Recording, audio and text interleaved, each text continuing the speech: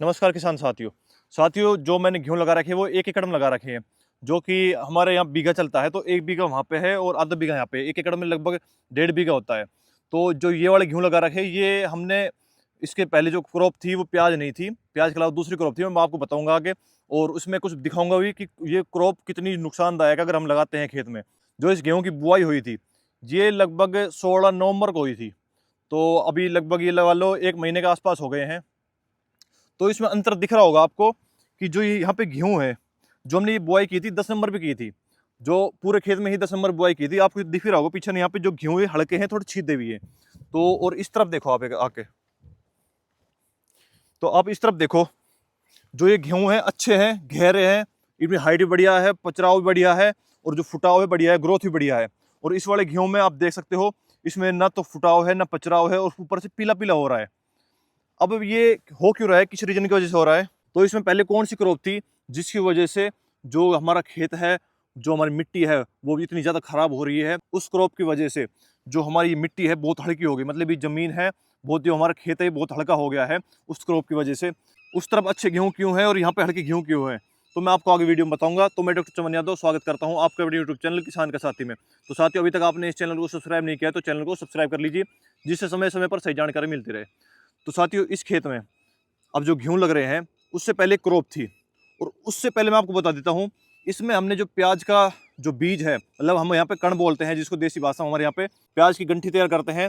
तो इस वाले एरिया में, मतलब यहाँ से इस तरफ जो प्याज की गंठी लग रही थी, मतलब कि प्याज का जो कण है वो लग रहा था, जो कि जनवरी लास्ट में हम इसको बुआई करते हैं, जो कण बीज है उसको डालते हैं। तो इस वाले में गेहूँ था पिछली बार, इस वाले छोटे से एरिया में इसमें गेहूँ था। ये लगभग 10 बीसों का खेत है, लगभग 6-7 बीसों में हमने जो अपना कण है वो लगा रखा था, और जो 3-4 बीसों में लगभग इसमें हमने गेहूं लगा रखा था। तो अब देख सकते हो जो कण वाला खेत है उसमें जो गेहूं है हरे भरे हैं, बढ़िया है, और इस वाले में थोड़े कमजोर है। और इससे, और अब जो गेहूं है, इससे पहले कौन सी फसल थी? इससे पहले हमने इसके ऊपर लगा रखी थी कपास। आप देख सकते हो कपास की वजह से जो हमारा गेहूं है वो कमजोर हो गया है, और कपास में कुछ नहीं बचता है। जो कपास है, जो फसल है, वो हमारे खेत जितने पोषक तत्व उसको सबको खींच लेती है, मतलब हमारी जमीन को बंजर बनाती है कपास। इसमें जितना ना तो प्रॉफिट मिलता है, हमारा खेत बिल्कुल बंजर बन जाता है। आपको वीडियो में नहीं दिख रहा होगा कि इसमें कितना अंतर है। मैं आंखों से अपने देख सकता हूँ कि इसमें ये लगा लो, ऐसा लग रहा है कि इसकी बुआई है ये 10-15-20 दिन पहले की है, और इसकी बुआई है लगभग 1.5 महीने पहले की है, मतलब अलग अलग बुआई की है। जो इसकी बुआई है ये 8-9 नंबर पे की है, और वहाँ ऐसा लग रहा है वहाँ पे बुआई जो 11-12 नंबर पे की है, क्योंकि वहाँ गहरे हैं तो पचराव फटाव बढ़िया है, और यहाँ पे छीदे हैं, पचराव फटाव नहीं है, और ऊपर से पीले भी हो रहे हैं। और इसमें खरपतवार ज़्यादा देखने को मिल रहा है, और उसमें खरपतवार नहीं है, क्योंकि जैसे अपन कण की बुआई करते हैं, जो अपना बीज लगाते हैं प्याज का, उसकी बुआई करते हैं गंठी तैयार करने के लिए, तो उसमें हर्बिसाइड की स्प्रे होती रहती है, खरपतवार की स्प्रे होती रहती है, धड़ाओ को उखाड़ते हैं, साफ सुथरा रखते हैं, और इसमें जो खरपतवार है वो ज़्यादा हो रहा है। तो आगे मैं वीडियो बनाऊंगा कि अपन कौन से खरपतवार के लिए कौन सी दवा डाल सकते हैं। तो चलिए, तो हो गई अपने जो गेहूँ है उसकी बात हो गई। तो अब इसमें हम अपना पहले खाद डालेंगे, क्योंकि ये वाला हमारा कपास के ऊपर था, तो उस वजह से जो हमारी बुआई है गेहूँ की लेट हो गई थी। जो दूसरा वाला वहाँ पे खेत है वो प्याज के ऊपर था, तो उसकी जो बुआई है वो थोड़ी लेट हुई थी, तो उस वजह से हम इसमें पहला पानी लगा रहे हैं। तो मैं आपको बताऊंगा कि अपन गेहूं में फर्स्ट पानी के साथ क्या डाल सकते हैं, जिससे जो गेहूं का फुटाव है, पचराव है, अच्छा देखने को मिले, और जो अपना जड़ तंत्र है मजबूत हो जाए, और लास्ट में गेहूं गिरे नहीं। तो साथियों, इस वाले खेत में प्याज थी, और जो यहाँ पे वो दूसरा वाला वो खेत है वहाँ पे हमने कपास लगा रखी थी। तो उस वाले खेत की इससे पहले बुआई हुई थी, मतलब कि उस खेत की बुआई 16 नवंबर को हुई थी। तो इस खेत की बुआई लगभग 21-20 नवंबर के आसपास हुई थी, मतलब 4-5 दिन का गैप है। लेकिन आप देख सकते हो इसमें गेहूं कितने तगड़े हैं, फुटाव, पचराव, बढ़वार एक नंबर है इस खेत में। अब इसका रीजन क्या है? क्योंकि ये प्याज का खेत है और वो अपना कपास का खेत है। जो कपास का खेत है वो खेत को बिल्कुल जमीन को खत्म कर देता है, बंजर बनाता है, और जो हमारा प्याज वाला खेत है उसमें जान है, उसमें खाद वगैरह डालते हैं तो उसमें अच्छी जान है। तो अब मैं आपको बताऊंगा कि अपन पहले पानी में क्या डालें।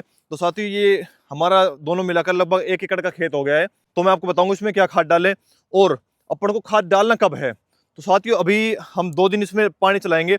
अभी मैंने इसमें पानी चला दिया है, कल फिर से पानी चलेगा। तो अपन को खाद डालना है पानी से पहले। मैंने आज थोड़ा टाइम नहीं मिला था, उस वजह से अब मैं खाद डालूंगा इसमें, और कल पानी फिर से चल जाएगा।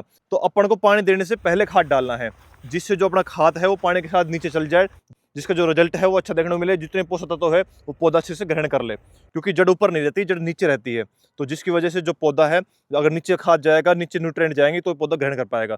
चलो अब डालते हैं इसमें खाद। तो साथ ही ये 1 एकड़ की डोज जो मैं अब डालूंगा, हमारा ये 1 एकड़ का खेत है, तो इसमें अपन सबसे पहले डालेंगे यूरिया।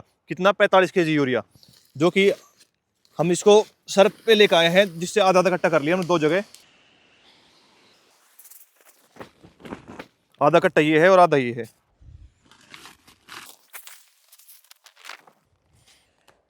और इसके साथ अपन को लेना क्या है? यूरिया है, नाइट्रोजन की पूर्ति करेगा, जिससे जो पौधे की बढ़वार है वो अच्छी देखने को मिलेगी। और इसके साथ अपन लेंगे जिंक, वो भी 33% वाले। अब कितने लेंगे? ये हमारे 1 एकड़ से थोड़ा सा कम है, तो इसमें हम 5 kg जो जिंक है वो लेंगे 33% वाली। जो जिंक है ये 33% वाली है, जिसमें जिंक 33% आती है, प्लस में सल्फर जो कि 15% आती है।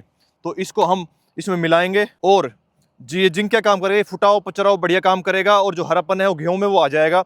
और इसके साथ अपन लेंगे हुमिसोल। देखो, आप माइक्रोराइजम ले सकते हो, मैं ले रहा हूँ हुमिक एसिड प्लस में फ्लूविक एसिड, जो कि हुमिसोल आता है। ये मेरे पास पहले से बचा हुआ था, ये लगभग आधा लीटर है। इसको मिलाएंगे, पहले इसमें मिट्टी मिला के फिर इसमें डालेंगे, क्योंकि अगर डायरेक्ट डालते हैं तो पानी बन जाएगा। तो हम इसको मिट्टी मिलाएंगे, इसके बाद इसमें डालेंगे। और साथ ही इसमें अपन जो जिंक है इसको डालेंगे। जो हुमिसोल है इसको अपन पहले मिट्टी मिलाएंगे, उसके बाद इसमें यूरिया मिलाकर, और इसको जिसमें जिंक हमने डाल दी है, जिंक मिलाकर, तीनों चीज को मिलाकर अच्छे से खेत में फेंक देंगे। हुमिसोल क्या काम करता है? हुमिसोल जड़ बढ़वार में बढ़िया काम करता है, जो सफेद जड़ों को विकास करता है, जड़ तंत्र को मजबूत करता है।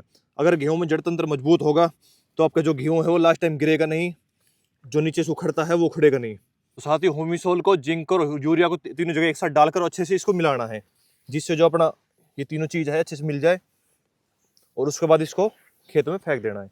तो साथियों, आपको जानकारी अच्छी लगी तो वीडियो को लाइक कीजिए, और अभी तक आपने इस चैनल को सब्सक्राइब नहीं किया तो चैनल को सब्सक्राइब कर लीजिए, जिससे समय समय पर सही जानकारी मिलते रहे। और आप कमेंट करके कुछ भी पूछ सकते हो, हम उसका जवाब जरूर देंगे। धन्यवाद।